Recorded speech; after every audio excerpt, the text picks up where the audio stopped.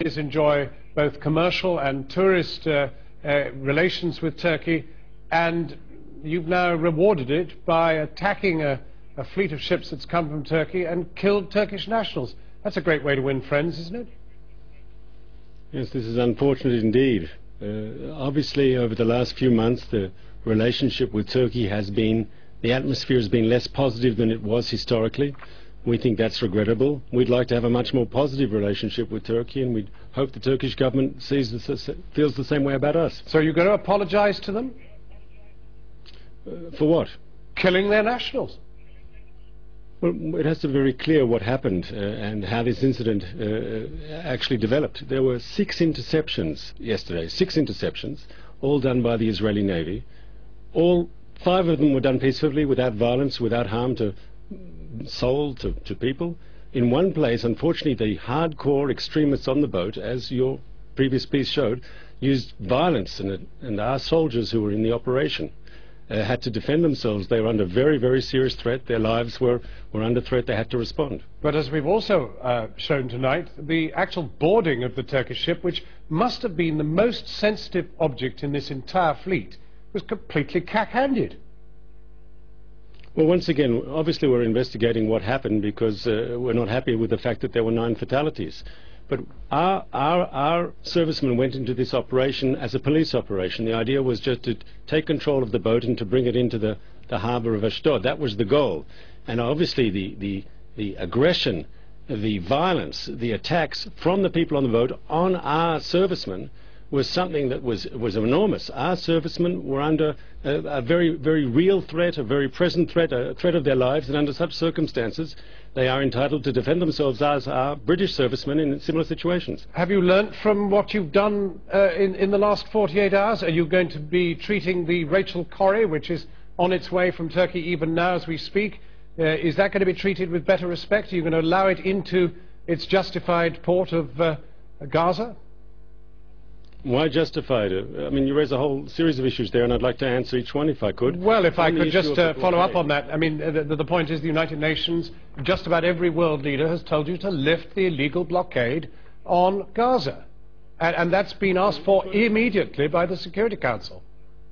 So, first of all, a blockade is a legitimate tool when you're in a conflict, and of course you know that we're in a conflict with that Hamas regime in Gaza. There's a state of conflict.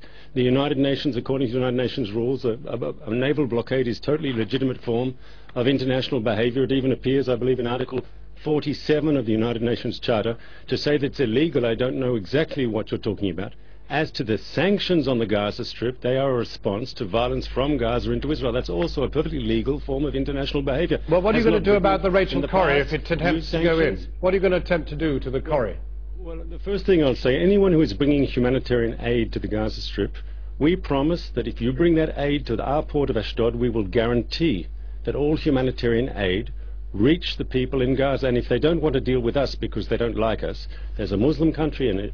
An Arab country, Egypt, has made a similar offer through its port of Al-Arish. Yeah, but the reason nobody wants to take you up on your offer is because you can't be trusted. Why is that? Because you have severed 80% of the aid that's been going into Gaza. It is down to 20% of the levels. This is according to the International Red Cross and the United Nations. It's down to 20% of levels before you started strangling the place.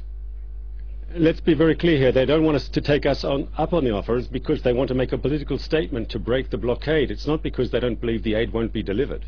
And may I just explain to viewers why we need that blockade, if you'll allow me? It's clear that if that blockade did not exist, if we didn't have the naval blockade on the Gaza Strip, you'd have the inclusion into Gaza of very dangerous weapons and missiles from Iran, from Syria. You know that from the Gaza Strip, thousands of rockets have been fired on Israeli cities, on Israeli civilians. The short-range rockets are made indigenously in the Gaza Strip.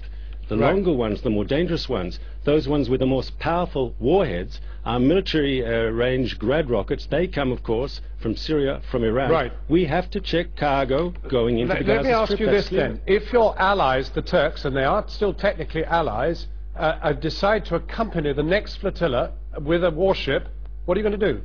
Because they're saying they're going to. Sort of hypothetical is... No, they are saying, they're actually saying... The Prime Minister said in Parliament today that the next flotilla will very likely be accompanied by a Turkish warship. What will you do? What will you do? I don't think this is serious. What will you do? Sir, I don't think it's serious. Of course it's serious. Of course it is serious. This is an incredibly serious situation. This could result in major warfare. The Turks are about to send warships. You're telling me the Turks are about to send warships to attack Israel? Well, why don't you get on the telephone and ask them? I don't know. Why don't you get on the telephone and ask them? I don't think it's serious. Don't ask me where you got this from. Don't ask me if I'm serious. Check with the Turks. Mark Regev, thanks for joining us. Thanks for joining us.